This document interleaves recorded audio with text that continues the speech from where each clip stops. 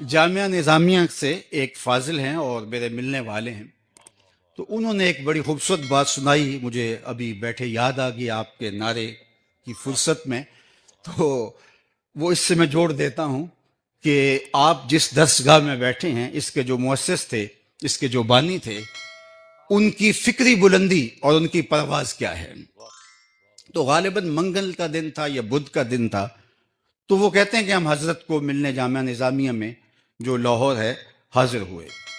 तो दिन असबाक का वक्त था, तो हम मिले, तो चाय वगैरह मंगवाई और आपने बरजस्ता हमसे पूछा कि आज मंगल का दिन है और आप क्यों आए हो, तो वहां दारुल में छुट्टी है क्या? तो उन्होंने कहा जी नहीं। तो कहा फिर क्यों आए हो?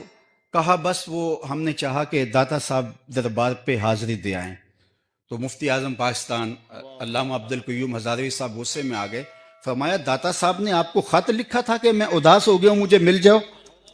कहा तुम वहां बैठ के जो कर रहे हो दाता साहब इससे ही खुश हैं, मैं मर के भी जिंदा हूं अहले वफा की महफिल में, मेरी महफिल में आ मेरा मजार ना पूछ।